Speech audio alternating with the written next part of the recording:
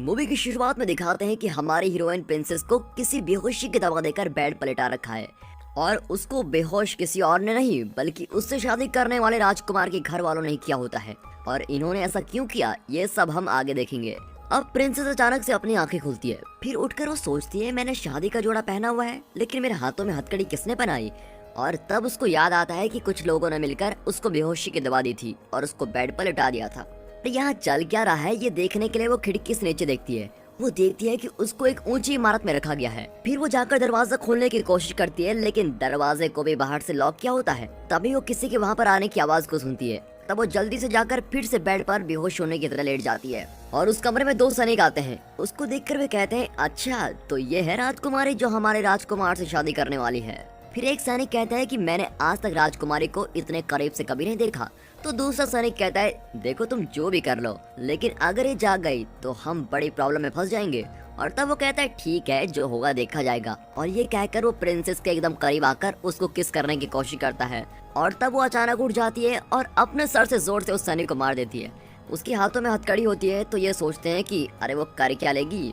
फिर वो ऐसा करती है जो कभी किसी ने सोचा ही नहीं होगा। वो अपने अंगूठों को मोड़ लेती है और हाथों में से हथकड़ी निकाल देती है। फिर उन मुड़े हुए अंगूठों को फिर से ठीक कर देती है और उसके बाद वो उस हथकड़ी से ही उन दोनों की बैंड बजा देती है। और तब वो सैनिक उसको धक्का देकर नीचे गिरा देता है और उसके हाथों से हथकड़ी को छीनने लगता है। तब प्रिंसेस उसी बहाने से उसे खींचकर नीचे गिरा देती है। और इस तरह आगे के हर एक एक्शन को अगर मैं एक्सप्लेन करता जाऊंगा तो बहुत समय लग जाएगा दोस्तों। और फिर ऐसे ही चलते एक समय पर वो अपनी हेयर पिन निकालती है और एक सैनिक की गर्दन में नोचने लग जाती है। उस हेयर पिन से नोच नोच कर अंत में वो उसके सर को एक खंबे पर पटक देती है और वो भी वहीं मर जाता है। अब ये देखकर दूसरा सैनिक बड़े गुस्से में आता है और कहता है मैं तुमको छोड़ने वाला नहीं। फिर उन दोनों के बीच फिर से एक जबरदस्त लड़ाई शुरू होती है। प्रिंसेस को खूब मारती है और उसी समय वो भी जरा मार खाती है। फिर एक समय आने पर वो उसको मारकर खिड़की से बाहर गिरा देती है और वो पानी में गिरकर मर जाता है। और जब तक वो थक कर बैठती है तब तक वहाँ पर किसी के और आने की आवाज आती है और तब वो एक बड़ा हथौड़ा लेकर उस सैनिक के सीने पर जोर से मार देती है। फिर उसे कई बार मार मार कर मार डालती है। और ये लड़ाई वो अपनी शादी के जोड़े पहन कर ही कर रही होती है। बताओ कितनी खतरनाक है ये तो एक शेरनी निकली। फिर वो अपने हाथों से हथकड़ी को निकाल देती है और मरे हुए सैनिकों को उठाकर बेड पर रख देती है और उस कमरे को ऐसा बना देती है जिससे कि वहाँ पर कोई घटना घटी ना हो। फिर उस सैनिक के हाथ से कमरे की चाबी लेकर वो दरवाजे को बाहर से लॉक कर देती है और चाबी को अपने पास वाले एक बड़े ड्रम में डालकर वहाँ से निकल जाती है। और उसकी ड्रेस भी उसको बहुत ही परेशान कर रही होती है। अरे शादी का जोड़ा पहनकर बेचारी क्या क्या करती। चुपके से वो यहाँ वहाँ भागने लगती है। फिर वो एक खिड़की से नीचे देखती है कि राजकुमार के आदमियों ने उस किंगडम पर कब्जा करके उसके परिवार को भी बंदी बना रखा है। वे उसकी माँ और पापा और बहन के हाथों पर हथकड़ियां लगाकर उन्हें बीच रास्ते पर बैठा देते हैं। फिर दिखाते हैं विलन राजकुमार को जिसका नाम जूलियस है और उसके साथ में जो चाबुक के साथ खड़ी है वो है मोइरा जो जूलियस की महिला सैनिक है।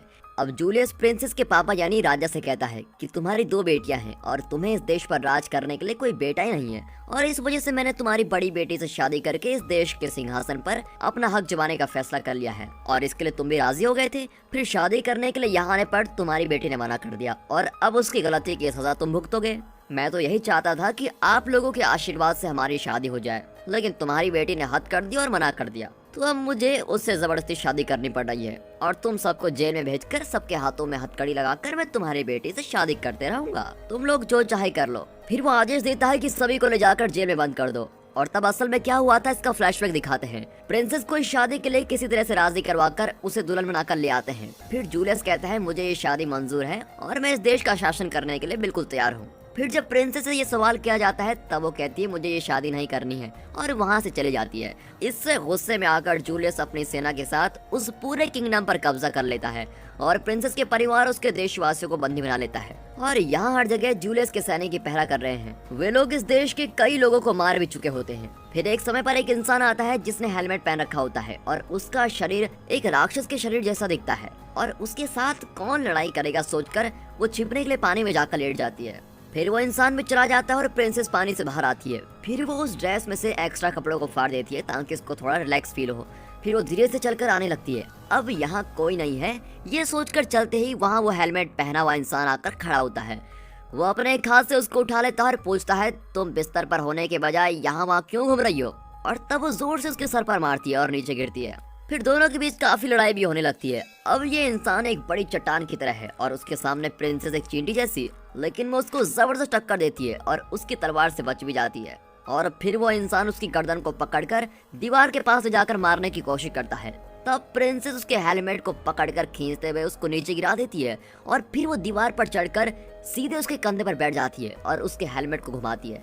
अब इससे वो सैनिक देख नहीं पाता और तब उसको यहाँ वहाँ घुमाकर भगाती है। फिर एक समय आने पर वो उसके हेलमेट को निकाल देती है और उसी हेलमेट से उसके पेट पर मार देती है और नोच नोच कर वो वहीं मर जाता है। अब फ्लैशबैक में और एक कहानी दिखाते हैं। बचपन में प्रिंसेस राजकुमारों की तरह हेलमेट पहनकर तलवारबाजी कर रही होती है और उसे ये तलवारबाजी सिखाने वाली कोई और नहीं बल्कि उसकी मेड होती है जो लड़ाई करना जानती है। उसका नाम होता है लिन और वही उसकी गुरु भी होती है। ये बात रानी जानती थी और उस समय रानी दूसरी बार प्रेग्नेंट भी थी और तब रानी ने उसको कहा था कि तुम जो चाहे सीख लो, लेकिन हमारे देश के लड़कों की नजरों से बचकर ये सब सीखना, ठीक है? और इसके बारे में तुम्हारे पापा को भी पता नहीं चलना चाहिए। उसकी माँ उसे सबसे छिपाकर लड़ाई सीखने के लिए सपोर्ट करती है और इसीलिए आज प्रिंसेस इतनी बहादुर बनी है और वीरांगनाओं की तरह लड़ाई कर रही है। अब यहाँ उस सोल्जर की डेड बॉडी को लेकर आते हैं जिसे प्रिंसेस ने खिड़की के बाहर फेंक दिया था और वे जूलियस से कहते हैं कि यह हमारे सैनिक की बॉडी है जो पानी में मिली। तब जूलियस सेनापति से कहता है, हमने तो यहाँ के काफी सैनिकों को मार दिया है और बचे हुए सैनिकों को जेल में डाल दिया है। लगता है कोई छिपकर हमारे लोगों को मार रहा है। जाओ उसको ढूंढो और पकड़ कर लेके आओ। लेकिन वो ये नहीं जानता कि प्रिंसेस ही ये सब कुछ कर रही है और सेनापति भी उसका आदेश मान लेता है। असल में सेनापति और मोइरा की बिल्कुल भी नहीं बनती। अब प्रिंसेस के पास कोई आता है और प्रिंसेस को नॉर्मल लड़की समझकर कोई उसके करीब जाता है और पास आते ही प्रिंसेस उसे रस्सी से बांध देती है और फिर वहाँ रखे हुए धनुष से वो पीछे आने वाले इंसान पर बाण चलाती है। फिर वो उसे पूछती है कि मेरे पापा को कहाँ भेजा गया है, लेकिन उसको कुछ नहीं बताता। फिर वो एक बाण छोड़कर उसको डराती है और फिर पूछती है, तब भी वो कुछ नहीं कहता और फिर आखिर में उसको बाण चलाकर मारे डालती है। यहाँ सेनापति एक मोटे सैनिक से कहता है, तुम जाकर प्रिंसेस के कमरे में चेक करो कि वहाँ वो सुरक्षित है या नहीं। और अब वो बड़ी मेहनत से ऊपर चढ़ते हुए जाता है। अब क्योंकि प्रिंसेस बचपन से उस महल में पली बड़ी है, इसलिए वो वहाँ के रास्तों को बड़ी अच्छी तरह से जानती है। अब उन सैनिकों को मारने वाले इंसान को खोजने के लिए सभी सैनिक यहाँ वहाँ घूमने लगते हैं और तब प्रिंसेस उनकी नजरों में ना आकर छुपके से किसी खुफिया रास्ते से किसी कमरे में आती है। फिर देखती है कि वो सैनिक उसके कमरे में से कीमती चीजों को चुरा रहे होते हैं और फिर वो उनके बीच में से किसी के देखने से पहले ही जल्दी से भागती हुई जाती है और दूसरे खुफिया रास्ते से निकल जाती है।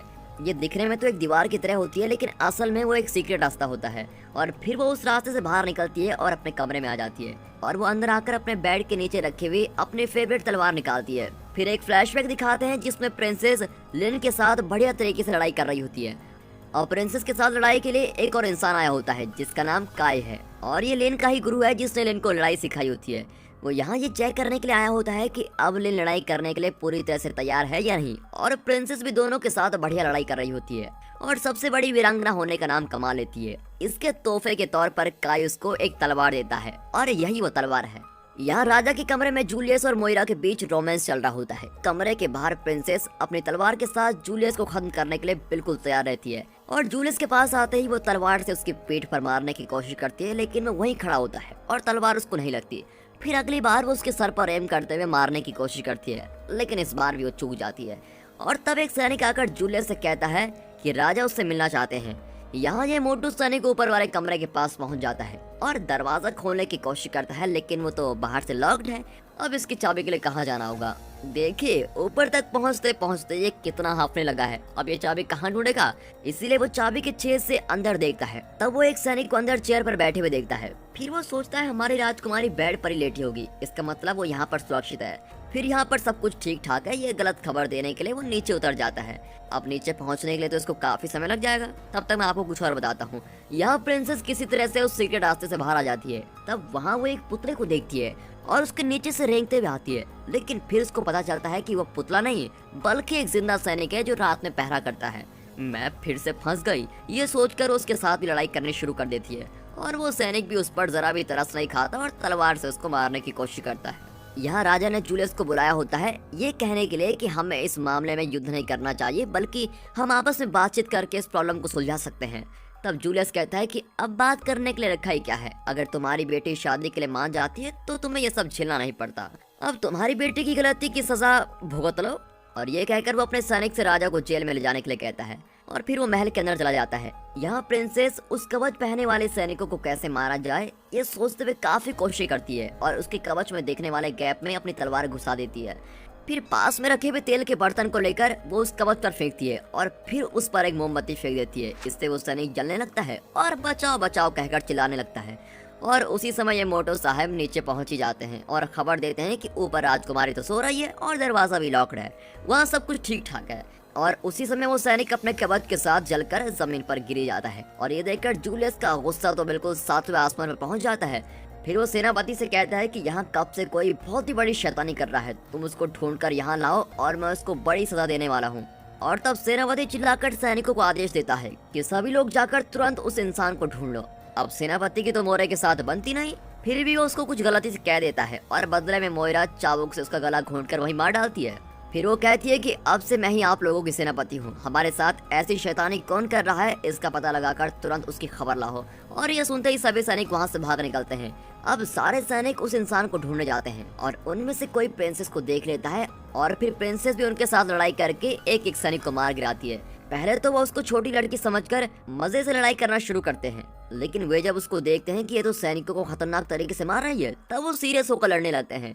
अब ऊपर की मंजिल से लड़ाई करते करते वो नीचे आने लगती है और वो 4-5 सैनिकों को तो खत्म कर चुकी है, लेकिन अब उससे लड़ने के लिए और भी सैनिक आते रहते हैं। और तब वो बड़ी चालाकी से अपने गले में पहने हुए हार को तोड़कर उसके मोतियों को सीढ़ियों पर गिरा देती है और उसकी तरफ आने वाले सैनिक उन मोतियों में फिसलकर नीचे गिर रहे होते हैं। फिर वो वहां से भागकर आगे बढ़ती है और तब कुछ सैनिक रस्सी को पकड़कर उसकी तरफ आने लगते हैं और उन सैनिकों की मौत भी उस रस्सी से ही हो जाती है, क्योंकि उस रस्सी को वो बाहर डाल देती है। और फिर बाकी सैनिकों के साथ भी वो ऐसे लड़ती है जैसे लड़ाई करना उसके बाएं हाथ का खेल हो। ये तो सच में एक छोटा पैकेट और बड़ा धमाका निकला।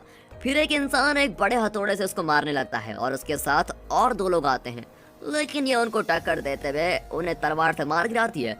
फिर वो उस हथौड़े वाले सैनिक के पेट में तलवार घुसा देती है, लेकिन वो भी बिना हार मानने उसका गला घोंटते रहता है।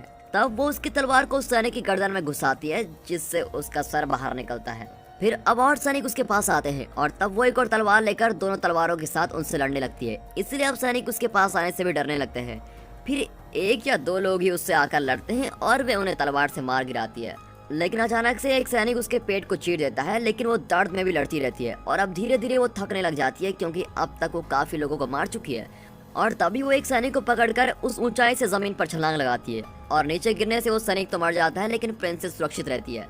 फिर ऊपर से दूसरा सैनिक भी जमीन पर कूदता है, लेकिन नीचे गिरते ही उसका हाथ फ्रैक्चर हो जाता है और प्रिंसेस उसको देखकर बड़ी अच्छे से हंसने लगती है और सोचती है क्या इसका दिमाग खराब है। फिर वो तलवार लेकर फिर कुछ सैनिकों को मार गिराती है और उसी समय वो मोटू सैनिक उसके सामने आता है। वो हाँफते हुए झुककर चल रहा होता है और अपना सर नीचे रखने से सामने से आने वाले प्रिंसेस को देख नहीं पाता। फिर वहाँ सैनिकों को आना कम नहीं होता और तब वो खिड़की से बाहर किसी कपड़े को लटकते हुए देखती है और वो तुरंत जाकर उस कपड़े को पकड़कर खिड़की से बाहर छिपकर बैठी रहती है। फिर उसी कपड़े को पकड़कर उस दीवार पर से चलते हुए वो दूसरे कमरे के अंदर कूद जाती है और उसके पेट पर जख्म होने से बहुत ही खून बह रहा होता है, इसीलिए वो एक कपड़े से पेट को कसकर बांध देती है और हाथ पर भी एक कपड़ा लपेट लेती है। फिर वो कुछ याद करती है और फ्लैशबैक में दिखाते हैं कि उसके माँ और पापा उसे काफी बार समझा रहे होते हैं। राजा उसे कहता है कि तुम्हें इस शादी के लिए राजी हो जाना चाहिए, मेरा बेटा नहीं है और मेरे बाद इस देश को चलाने के लिए एक पुरुष की जरूरत है, इसलिए तुमसे शादी करने वाला ही इस देश को चला सकता है और हमारे किस्मत में यही लिखा है, इसलिए तुम इस शादी के लिए मान जाओ, क्योंकि बिना राजा वाले देश को कोई नहीं छोड़ेगा और कोई कभी भी इस पर कब्जा कर लेगा, इसलिए तुम शादी के लिए तैयार हो जाओ। और इस तरह उसको धमका कर कहता है और ये भी कहता है कि एक महिला देश को नहीं चला सकती और तुमसे ये सब नहीं होगा। अब ये सभी बातें याद करके वो बड़ी उदास होती है। उसी समय आकर कोई इस पर झपटता है और वो जूलियस का कोई सैनिक का सोचकर प्रिंसेस उसे मारने लगती है। फिर देखती है कि वो उसकी गुरु लेने है। वो उसे पूछती है तुम्हें क्या हुआ है और प्रिंसेस कहती है मैं लड़ाई करके जूलियस के सैनिकों को मार गिरा रही हूँ। और फिर लिन उसको लेकर सीक्रेट कमरे में जाती है और दोनों वहीं छिपकर बैठते हैं। तब प्रिंसेस उससे पूछती है कि हुआ क्या था और लिन उसको कहती है कि जब तुम शादी के लिए मना करके वहाँ से चली गई थी तब जूलियस और उसके साथी भी कुछ बोले बिना वहाँ से चले गए, लेकिन फिर वो एक दिन अपनी बड़ी सेना लेकर यहाँ वापस आए और बिना किसी को खबर किए इस देश को अटैक करने लग गए और उन्होंने रातों रात इस देश पर कब्जा कर लिया है और इन सभी बातों को समझाती है। फिर वे वहाँ से किसी सेफ जगह पर जाने के लिए निकलते हैं और तब वहाँ किचन में जूलियस के सैनिक किसी लड़की के साथ बदतमीजी करने की कोशिश करते हैं। तब दोनों अपनी तलवारों से उन सारे सैनिकों को मार गिराकर उस लड़की को बचा लेते हैं। फिर किचन में भी जबरदस्त लड़ाई होने लगती है और कुछ समय बाद वहाँ मोइरा आ जाती है और वो ये जान जाती है कि इतने समय से प्रिंसेस ही उन सबको मार गिरा रही थी। फिर वो उसे एक सबक सिखाने के लिए अपने चाबुक से उसको अटैक कर दिए और वो दोनों उस चाबुक का सामना नहीं कर पाते और वो सोचते हैं कि अब मोइरा के साथ लड़ने से उनकी मौत भी हो सकती है, इसलिए वे उससे बचकर भागकर नीचे की तरफ आते हैं और फिर लिन उसको कहती है कि वहाँ से एक नाले में से चलकर तुम सीक्रेट रास्ते से दूसरी तरफ चले जाओ। और फिर लिन अकेले ही मोइरा के साथ लड़ने आती है और अब प्रिंसेस उस नाले को पार करके एक जगह पर पहुंच जाती है और वो अपने माँ पापा को रखी गई जेल की तरफ जाने लगती है। उसको बहुत ही प्यास लगी होती है। फिर जेल के पास आने पर जेल के बाहर कुछ जेलर्स बैठे होते हैं। वो उनके पास रखे हुए बियर के ग्लास को लेकर तेजी से पीने लगती है और उन जेलर्स को कुछ समझ ही नहीं आता कि ये चल क्या रहा है और वो पूरे ग्लास को खत्म करके जोर से डकार भी मार देती है और ये देखकर वे लोग हंसने लगते हैं। फिर वो एक तूफान की तरह उन सभी से लड़ने लगती है और उन सभी को मार भी देती है। अब राजा बड़े ही चौंकट देखते रह जाता है और सोचता है कि क्या ये मेरी बेटी है ना। फिर वो जेल का दरवाजा खोलकर माँ पापा और वायलेट को बाहर लेके आती है और सभी ठीक ठाक से चल रहा होता है कि अचानक वहाँ एक सैनिक आकर प्रिंसेस के सर पर जोर से मार देता है और इससे प्रिंसेस बेहोश हो जाती है। फिर जब वो आंखें खोलकर देखती है तो उसके हाथों में हथकड़ी होती है और उसको महल के सामने घुटनों के बल बैठा दिया गया होता है। फिर जूलियस कहता है अब प्रिंसेस मेरे जाल में फंस गई है और ये सोचकर उसको टच करता है। तभी प्रिंसेस झट से उसकी उंगली को ही काट देती है और अब जूलियस सोचता है कि ये तो सच में एक राक्षसी है और अगर मैं इससे शादी कर लेता तो मेरा तो जीना हराम ही हो जाता। तब प्रिंसेस उससे कहती है कि तुम सही सोच रहे हो, क्योंकि शादी करने के बाद मैं तुम्हें किसी दिन जान से मारने के लिए तुम्हारे खाने में जहर मिला सकती हूँ या फिर तुम्हारे सोने के समय पर तलवार से तुम्हारा सर भी काट सकती हूँ या फिर एक बड़े पत्थर को भी तुम्हारे सर पर पटक कर मार सकती हूँ। और इस तरह वो उससे जबरदस्ती शादी करने पर कौन कौन से तरीकों से उसको जान से मार सकती है ये सभी बता रही होती है। और तब जूलियस फैसला करता है कि वो प्रिंसेस से शादी कभी नहीं करेगा, लेकिन वो उनको छोड़ता नहीं बल्कि अब वो ये फैसला लेता है कि वो उसकी छोटी बहन वायलेट के साथ शादी करेगा। अब वायलेट तो एक छोटी बच्ची है और ये शैतान उससे शादी करने की बात करता है। फिर प्रिंसेस इसका विरोध करते हुए उसके साथ लड़ाई करना शुरू कर देती है और लड़ाई होते समय लिन आकर चुपके से वायलेट को उठाकर एक सीक्रेट रास्ते से किसी और जगह लेके जाती है और वायलेट को बचाने के लिए ही प्रिंसेस उसके साथ लड़ने लगती है। तब एक सैनिक प्रिंसेस को उठाकर तेजी से खिड़की के बाहर फेंक देता है और उसके हाथ और पैर बंधे हुए होते हैं और वो सीधे पानी के अंदर जाने लगती है। फिर उसे सभी बातें याद आती हैं और वो झट से आंखें खोलती है। फिर वो पीछे बंधे हुए हाथों को आगे लेकर आती है और पानी के अंदर गिरे हुए शीशे के टुकड़ों का यूज करके वो रस्सी को खोल देती है और सांस फूलने से पहले ही जल्दी बाहर आ जाती है। यहाँ जूलियस और वायलेट की शादी की तैयारियां चल रही हैं और लिन ने प्रिंसेस से एक सीक्रेट जगह पर मिलने को कहा होता है और अब प्रिंसेस उस जगह पर ही जा रही होती है। तब रास्ते में फिर से एक राक्षसी सैनिक खड़ा होता है और अब फिर इस इंसान के साथ लड़ाई करनी होगी। ये सोचते ही वायलेट उसके पास वाले बड़े पुतले को उस सैनिक के ऊपर गिरा देती है और वो वहीं मर जाता है। और वायलेट को देखकर प्रिंसेस बहुत ही खुश हो जाती है और अब आगे क्या करना है इसकी प्लानिंग वो लोग करते हैं। और फिर एक दूसरे सीक्रेट रास्ते से वो तीनों हथियारों के कमरे में जाते हैं। अब इस कमरे के बारे में सिर्फ राजा के परिवार वालों को ही पता रहता है। फिर वे वहाँ से जरूरी हथियार ले लेते हैं और अपने कपड़े भी बदल लेते हैं और वायलेट भी उनके साथ लड़ने जाने की बातें करके मजाक करती है। तब प्रिंसेस उसे समझाते हुए कहती है नहीं, उसकी कोई जरूरत नहीं है, तुम यहीं पर ठहरो। अगर तुम बाहर निकलोगी तो जूलियस तुमसे शादी कर लेगा और तुमको बहुत ही परेशान करेगा, इसलिए तुम यहीं रुको और बाहर चाहे कुछ भी हो जाए लेकिन तुम गलती से भी बाहर मत निकलना। और उसको ऐसे समझाकर वे दोनों बाहर निकलते हैं। यहाँ इस टाउन के चर्च में इनकी शादी की तैयारियां की गई होती है। प्रिंसेस के घर वालों के हाथों को बांधकर उन्हें भी वहाँ लाए होते हैं और जूलियस आकर उनके सामने खड़ा होता है और वायलेट के आने का इंतजार कर रहा होता है। वो उनसे कहता है कि मेरे सैनिक जल्दी वायलेट को ढूंढ कर लेके आएंगे और मैं उससे शादी करूंगा। लेकिन तब तक प्रिंसेस युद्ध के लिए आ गई होती है और जूलियस के सैनिकों के साथ बढ़िया लड़ाई कर रही होती है। अब उसको देखकर जूलियस कहता है अब तक हमारे 100 से ज्यादा सैनिकों को ये मार चुकी है, इसकी मौत कब होगी? और तब मोइरा कहती है कि मैं हूं ना, देखना इसकी मौत मेरे चाबुक से ही होगी। और ये कहकर वो अपना चाबुक लेकर प्रिंसेस के पास जाती है। अब तक छिपकर लड़ने वाली प्रिंसेस अब मैदान पर आकर सभी के सामने लड़ने लगती है और दूसरी तरफ लिन अपने धनुष बाण से सभी सैनिकों को मार रही होती है। लेकिन फिर झुंड में सैनिकों का आना चलता रहता है और इसीलिए वो दो तलवारों को जोड़कर एक खंबे जैसा बनाकर बढ़िया तरीके से लड़ती है। अब यहाँ लड़ाई चल रही होती है तो वहाँ वायलेट प्रिंसेस के समझाने के बावजूद उस रास्ते से बाहर आ जाती है और वो एक चाकू को भी साथ लेके जाती है। फिर वो जाकर लिन के गुरु काय के हाथों की रस्सी खोल देती है और अब आगे काय को बाकी सभी के हाथों से रस्सियों को निकालना होगा। यहाँ ये दो वीर महिलाएं लगातार लड़ रही होती हैं। तब एक सैनिक प्रिंसेस पर बाण चलाता है पर वो तुरंत हटी जाती है और वो उसकी तलवार को बाण जैसा फेंकती है जिससे उस बाण चलाने वाले सैनिक की गर्दन पर तलवार लगकर वो मर जाता है। अब वे वहाँ के सारे सैनिकों को मार चुके होते हैं और अब वे चर्च के बाहर आ चुके हैं। फिर लिन चर्च में खड़े सैनिकों के साथ तलवार से लड़ने लगती है और तब मोइरा अपने चाबुक के साथ प्रिंसेस को मारने के लिए बाहर आती है। और शादी के लिए तैयार रहने वाला जूलियस पीछे मुड़कर देखता है कि वहाँ चल क्या रहा है। तब वो देखता है कि सारे लोगों के हाथों से रस्सी खोल दी गई है और ये काम वायलेट ने किया है। ये देखकर वो गुस्से में आकर वायलेट को पकड़ लेता है और उससे शादी करने के लिए वहाँ खड़ा हो जाता है। अब प्रिंसेस के घर वाले और उनके सभी सैनिक उठकर लड़ाई करने के लिए निकलते हैं और अब एक तरफ प्रिंसेस मोयरा से लड़ती है और दूसरी तरफ उसके घर वाले उन सैनिकों से हथियारों को छीनकर उनके साथ युद्ध करके प्रिंसेस का साथ देते हैं। प्रिंसेस को मोयरा के चाबुक की टक्कर देने मुश्किल हो जाती है। यहाँ राजा दौड़ते हुए जूलियस के पास जाकर उसकी तलवार छीनने की कोशिश करता है, लेकिन वो उसे उस तलवार से उसके पेट पर मार देता है और ये देखकर लिन बहुत ही गुस्से में आती है और वो जूलियस के साथ लड़ने लगती है। अब यहाँ प्रिंसेस सोचती है कि अगर इससे इसके चाबुक को छीन लूं तो मुझे इससे टक्कर देना आसान हो जाएगा, क्योंकि इसके लिए चाबुक ही सब कुछ है। फिर वो उस चाबुक को पकड़कर उसे एक रस्सी की तरह इस्तेमाल करके लड़ने लगती है और फिर एक समय आने पर वो उस चाबुक को मोयरा की गर्दन पर लपेटकर उसको फांसी लगाकर मार डालती है।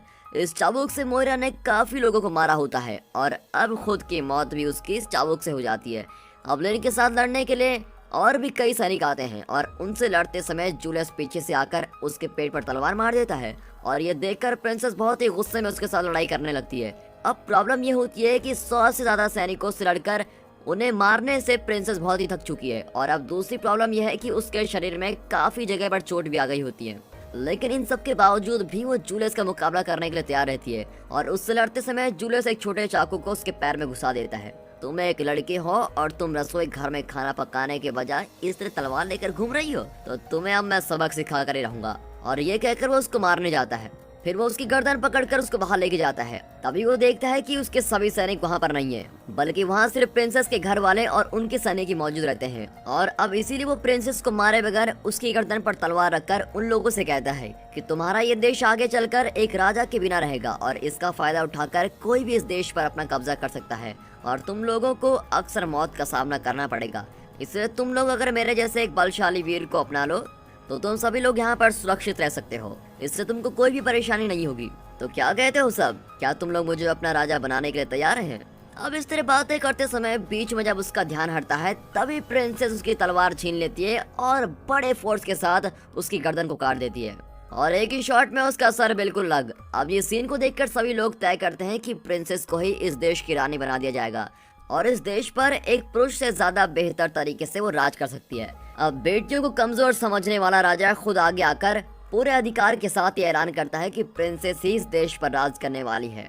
अब ये देखकर वहाँ के सभी लोग बड़े खुश होते हैं और ये सोचकर कि देश पर राज करने के लिए एक बेहतरीन और बढ़िया शख्स मिल गया है। और उसी समय ये मोटो साहब धीरे धीरे नीचे उतरकर वहाँ जाते हैं, यानी इतनी देर से वो ऊपर से नीचे ही आ रहा था, बताओ। और वहाँ आते ही सामने खड़ी प्रिंसेस को देखकर वो चिल्लाकर कहता है, राजकुमारी मिल गई, अब इससे क्या कहा जाए। फिर इसी के साथ ये मूवी यहाँ पर खत्म होती है। दोस्तों, अगर आपको ये मूवी इंटरेस्टिंग लगी हो और अच्छी लगी हो तो वीडियो को एक लाइक और चैनल को सब्सक्राइब अभी कर दें। And finally thanks for watching.